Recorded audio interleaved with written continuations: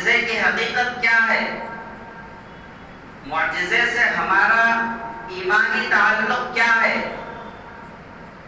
معجزے پر ہم کیسا اعتقاد رکھیں، معجزہ کہتے کس کو ہیں؟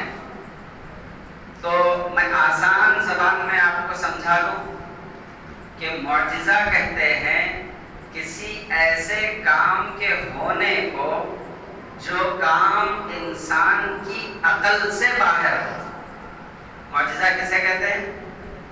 کسی ایسے کام کو جو کام انسان کی عقل سے باہر ہو، انسان سوچ ہی نہیں سکتا کہ کیا یہ چیز ممکن ہے، کیا یہ چیز ہو سکتی ہے، کیا اس چیز کا امکان ہے، تو پھر معجزہ اسی کام کے ہونے کو کہتے ہیں جہاں پر پوروں کی عقلیں عاجز آ جائیں۔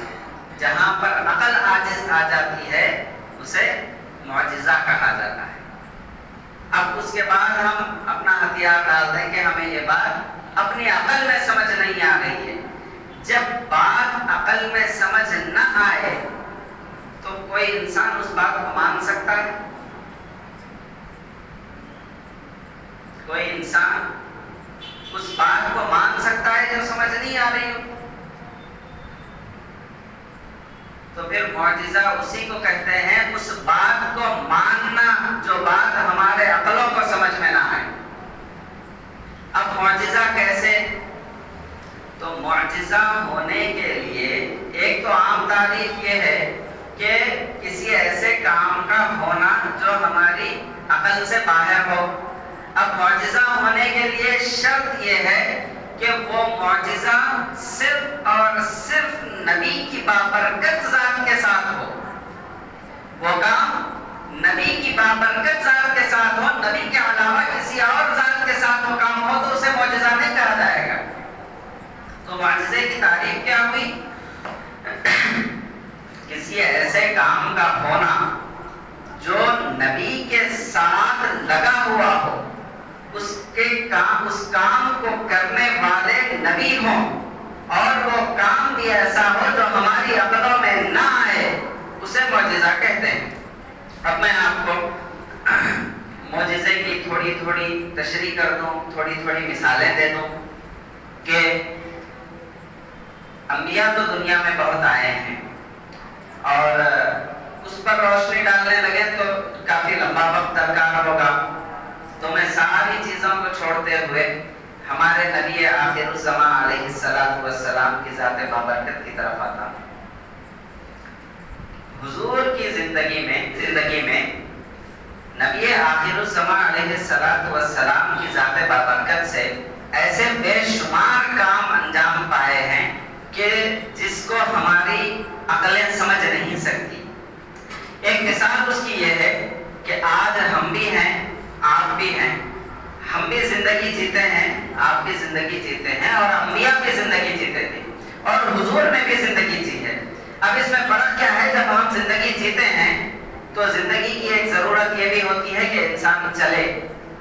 جب انسان ہو اور انسان چلتا ہے تو انسان کو پسینہ آ جاتا ہے، اور میرے نبی آخر الزمان علیہ السلام بھی چلے اور آپ کے چلنے پر آپ کو بھی پسینہ آیا، لیکن فرق یہ تھا کہ ساری امت کے پسینے میں بدبو ہوتی ہے، اور نبی آخر الزمان علیہ السلام کو جب پسینہ آیا تو حضور کے پسینے کی وہ مشک و عنبر سے زیادہ اچھی۔ یہ حضور کا معجزہ۔ کیوں؟ پسینے میں خوشبو آئے یہ عقل نہیں مان سکتی۔ آج ہم کو خود پسینہ آئے تو ہم اپنے اندر اپنے کپڑوں میں سونکھ کر دیکھ لیں گے خوشبو آتی ہے۔ پھر نبی علیہ السلام کو جب پسینہ آیا تو وہ پسینہ مشک و عنبر سے بھی زیادہ بہترین تھا۔ پھر آپ بھی دیکھتے ہیں، ہم بھی دیکھتے ہیں، ساری دنیا دیکھتی ہے، اور انبیاء بھی دیکھتے تھے، اور حضور علیہ السلام بھی دیکھتے تھے۔ اللہ نے دیکھنے کے لیے آنکھیں دی ہیں۔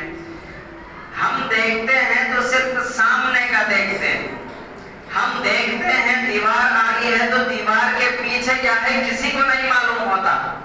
ہماری نظر جہاں تک جا سکتی ہے بس ہم وہیں تک دیکھ سکتے ہیں، لیکن جب نبی علیہ السلام دیکھتے تھے تو جس طریقے سے سامنے دیکھتے تھے اسی طریقے سے پیچھے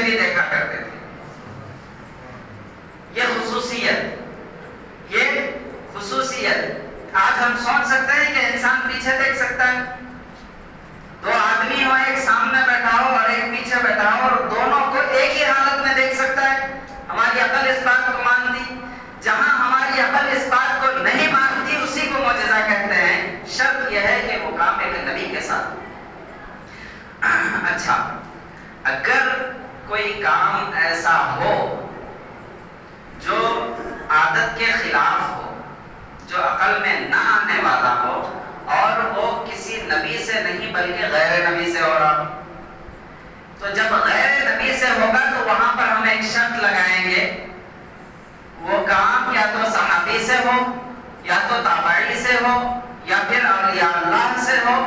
جب شریعت کے پابند لوگوں کے ساتھ ایسے کام انجام پاتے ہیں تو اس کو معجزہ نہیں بلکہ کرامت کہا جاتا ہے۔ تو کرامت بھی وہی ہے، لیکن شرط یہ ہے کہ وہ غیر نبی کے ساتھ ہو، نبی کے ساتھ نہ ہو۔ جب نبی کے ساتھ ہوگی تو وہ معجزہ ہوگا، جب غیر نبی کے ساتھ شرط یہ ہے کہ وہ شریعت کے پابند کے ساتھ ہو، وہ ایمان والے کے ساتھ ہو، وہ اس شخص کے ساتھ ہو جو اپنے آپ کو اور اپنی زندگی کو حضور کی غلامی میں بسر کرتا ہو، تو پھر اس کو کرامت کہیں گے۔ اس کے علاوہ اگر کوئی کرتا ہے ایسا کام تو وہ ہمارے پاس قابل قبول ہوگا ہی نہیں، ہم مانیں گے ہی نہیں ایسے کام کو، وہ جادو ہوگا، وہ استدراج ہوگا۔